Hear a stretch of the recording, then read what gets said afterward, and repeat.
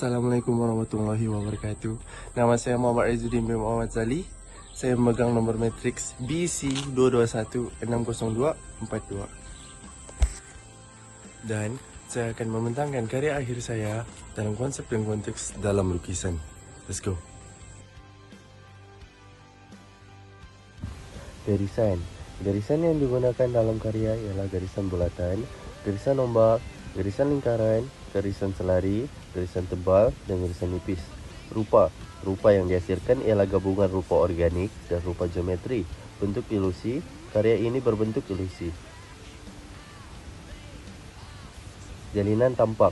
Karya ini menghasilkan jalinan tampak kerana karya ini hanya boleh dilihat dengan mata dan tidak dapat dirasa melalui sentuhan. Warna.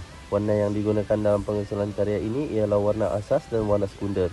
Warna asas terdiri daripada warna merah dan biru, manakala warna sekunder ialah digunakan warna perang, terang gelap dan hijau.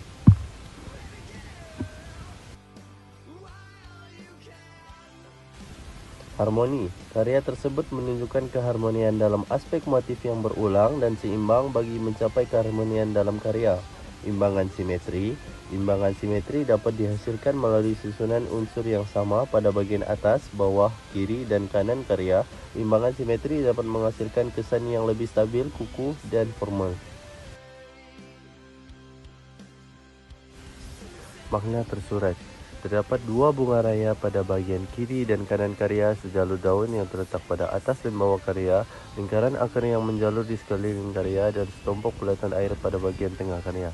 Makna tersirat. Karya ini adalah berdasarkan kehidupan kita. Bunga raya tersebut menunjukkan manusia, lelaki dan wanita, yang bertemu melalui cantuman jalur daun yang ada pada karya, menghasilkan insan baru simbolik kepada sekumpulan bulatan air yang hidup dalam satu cakrawala yang sama.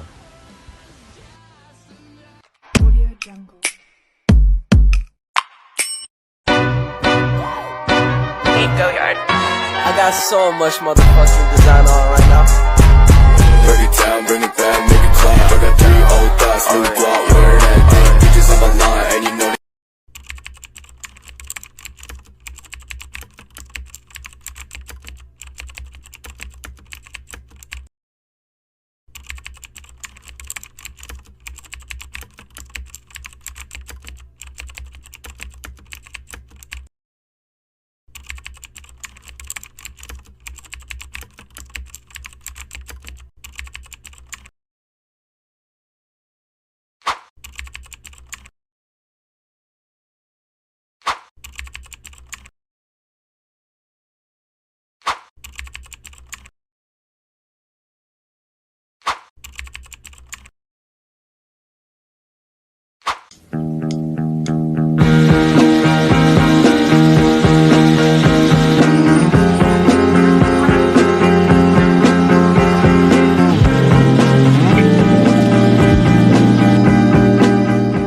Assalamualaikum dan selamat sejahtera.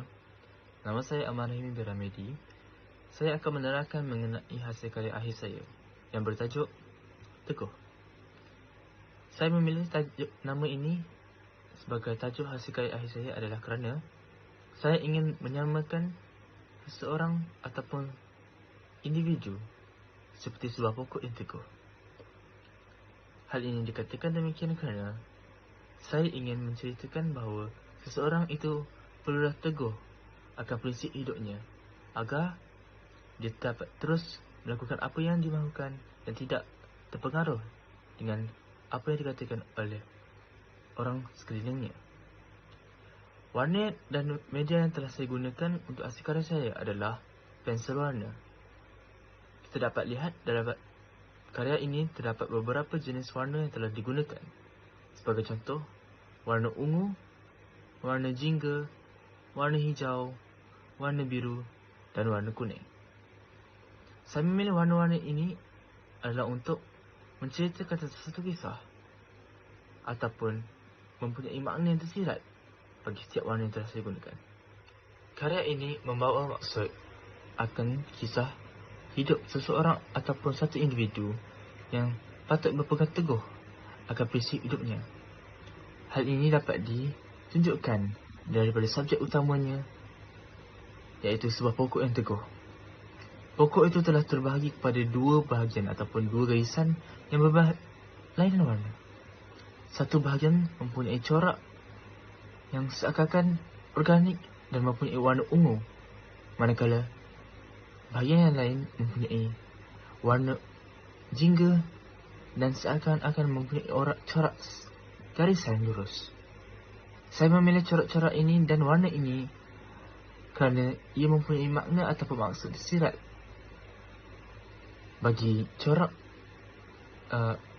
organik dan warna ungu, saya ingin menceritakan mengenai kisah hidup seseorang yang seakan-akan bebas dan tidak perlu mendengar ataupun terpengaruh daripada kisah ataupun kata-kata orang di sekeliling mereka.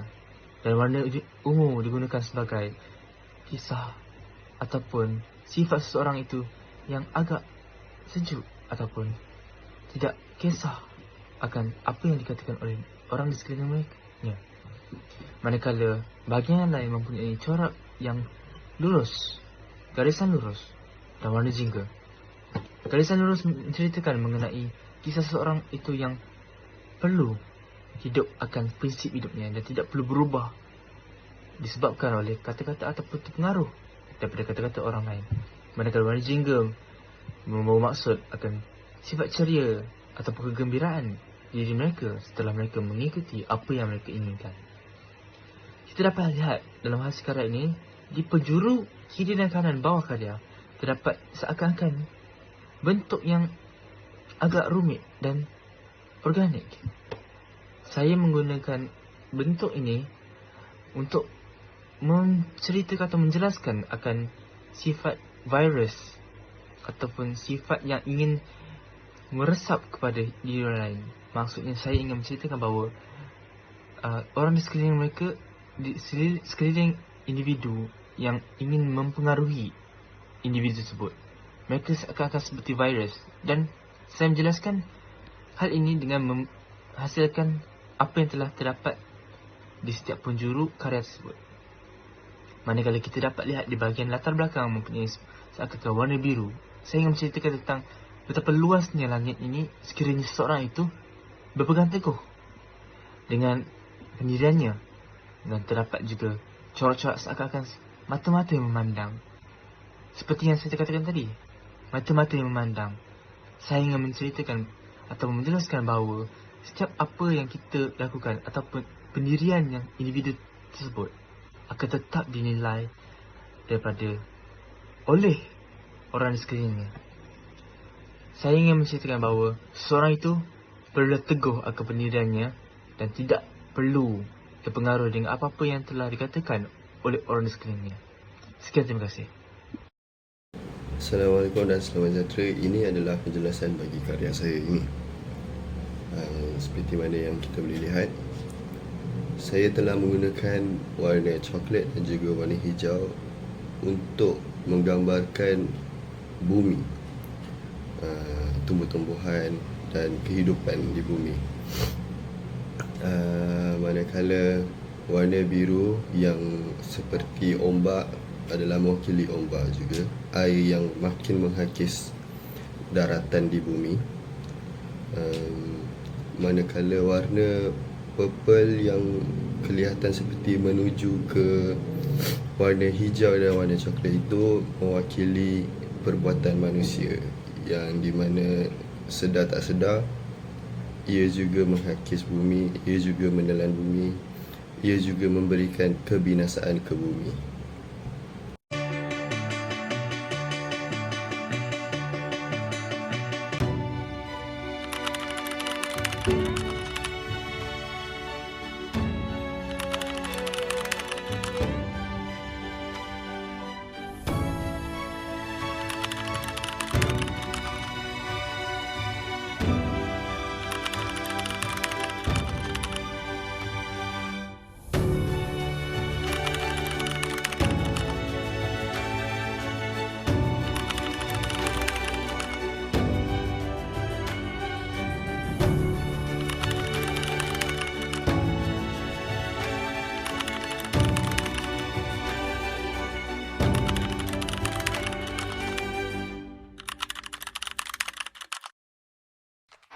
jungle.